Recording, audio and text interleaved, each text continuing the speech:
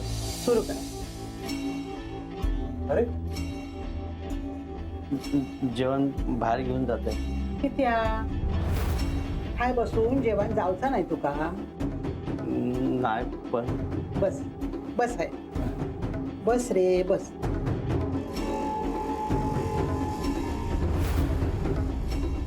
आणि ह्या बघ, उद्याचा दिवस गेलो ना की तुका गावात जाऊचा असला ना तर जा बाबा तू गावात.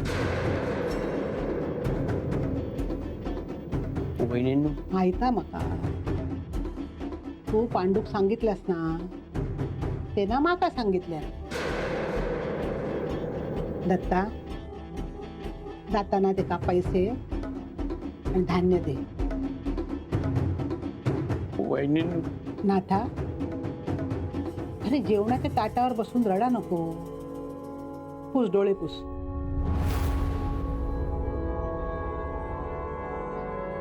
अरे ह्या काय तुम्ही सगळे जेवूक बसलेस. पांडूची कोणाक आठवण नाही. हा थांब थांब, मी बोलवतो त्याला. साहेबा, अरे साहेबा. माधवा खुळ्या, ए खुळ्या. काय झालं दत्ता भाऊ? जेवूच नाही तू का? नाही तुम्ही जेव्हा मी नंतर जेवतोय. नाही नाही ता काय नाही. नंतर काहीतरी शिळा पाका खाशील. बस जेव बस. पूर्वा वाढतंय का? यमुना सुशल्याक पण ताट नेऊन दे. होय.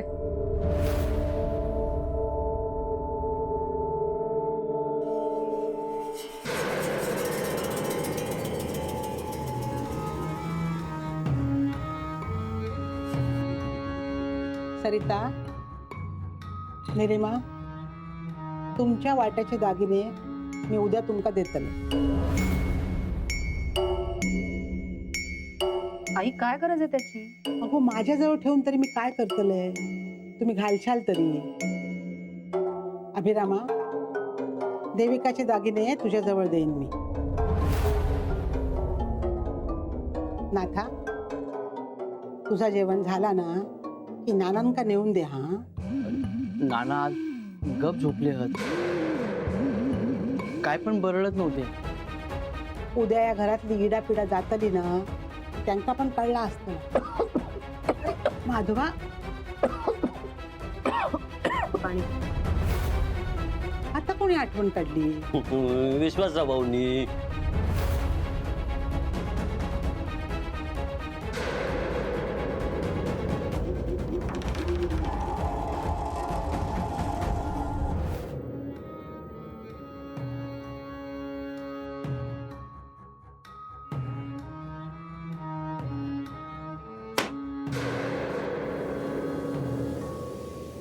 दत्ता नाईक, अजयच्या खुनाच्या वेळी तुम्ही तिथे होतात हे ऑलरेडी प्रूव्ह झालंय तुमच्या तिथे राहिलेल्या चपलेमुळे. काय आहे? अजयचा खून करण्यासाठी तुम्ही त्याच्या मागे लागलात. धावत असताना गडबडीमध्ये तुमची चप्पल तिथेच राहिली. ती चप्पल तशीच तिथे सोडून तुम्ही कुणालाही कळू न देता घरी आलात. मी खरंच सांगतो, मी नाही मारले अजय.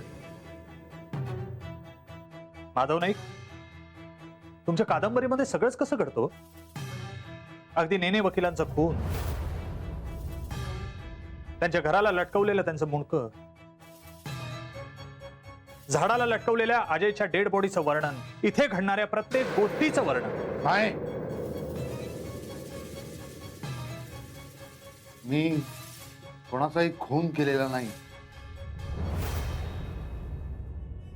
मी कोणालाही मारलेला नाही आहे.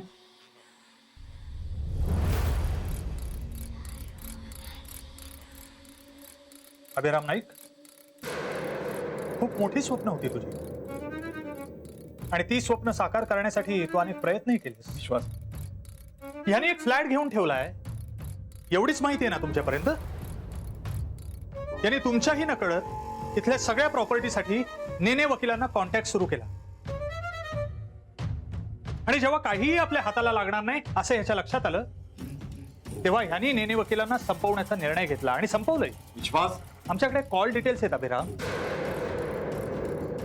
अजयला या बाबतीत सगळी माहिती हे जेव्हा तुला कळलं तेव्हा तू अजयलाही संपवलं. विश्वास, मी कुणालाही मारलेला नाही. मला जमीन हवी होती. मी खून नाही केलाय कुणाचाही. नाही काकांचा पण नाही आणि अजयचा पण नाही. आईला औषधातून विष देऊन मला अडकवण्याचा प्रयत्न कुणी केला? नाही. अभिराम, या अंगाऱ्यामध्ये जे विष मिसळलं होतं ते इथलं लोकल होतं आणि याची माहिती फक्त तुलाच असू शकते. अभिराम हा आई, आई, मी नाही मारलंय.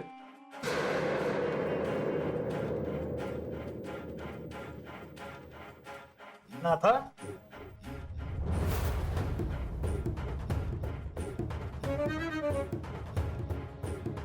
या वाड्यातल्या लोकांची तू आयुष्यभर चाकरी केलीस. सगळ्यांना कौतुक असेल, पण त्याच माणसांच्या विरोधात तू कटकारस्थानं केलीस. या घरासाठी तू एवढं केलंस, अण्णांसाठी एवढं केलंस, पण त्या बदल्यात तुला काहीच मोबदला मिळाला नाही. आणि या मोहापायी हे सगळं मिळवण्यासाठी तू या घरातल्यांना घाबरवण्याचा प्रयत्न केलास. रात्री सगळे घरामध्ये असताना बरोबर 12 वाजता दारावर थाप पडली. कशी काय? मका काय माहित. अशा अनेक घटना तू घडवल्यास आणि नामानिरा राहिलास, पण गुन्हेगार एखादा पुरावा मागे सोडून जातोच. तू आणि तुझ्या बायकोनी इथले दागिने मिळवण्यासाठी खिडकीचे गज तोडण्याचा प्रयत्न केला, हो का नाही? नाही, खरंच काय नाही केलं हो मी. का नाही केलं आम्ही? वहिनींनो, विश्वास ठेवा माझ्यावर. खरंच काय नाही केलं हो मी. चला.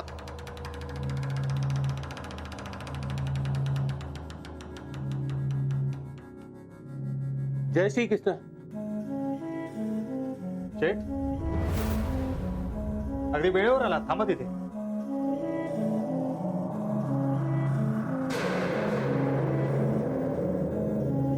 निलिमा नाईक,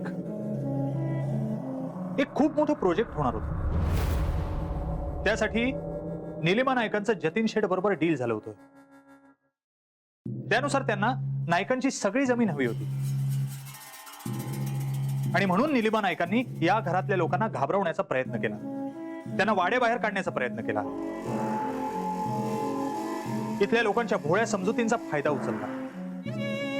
सरिता वहिनींना गाडीमध्ये अडकवून त्यांना घाबरवण्याचा प्रयत्न झाला. फोनवर वेगवेगळे आवाज रेकॉर्ड झाले, अगदी शेवंताच आहे. पण काही करून जमिनीचं डील होत नव्हतं. आणि आता हे प्रकरण अंगाशी येणार हे लक्षात आल्यानंतर यांनी नेने वकिलांना संपवण्याचं प्लॅनिंग केलं. आणि या प्लॅनिंग बाबत अजयला सगळी माहिती आहे हे यांच्या लक्षात आल्यानंतर यांनी अजयलाही संपवलं. मी कोणालाही मारलेलं नाही किंवा तसा प्लानही केलेला नाहीये. निलिमा नाईक, या पेपर्स मध्ये सगळे तुमचे डिटेल्स आहेत. तुम्ही केलेल्या जागेच्या व्यवहारांची सगळी माहिती यामध्ये आहे, सगळे पुरावे आहेत. नाही रे श्वासरावा, माझी सून असं नाही करू ती. हो, ममानी काही नाही केलंय. माझी ममा आणि डॅड हे दोघे निर्दोष आहेत.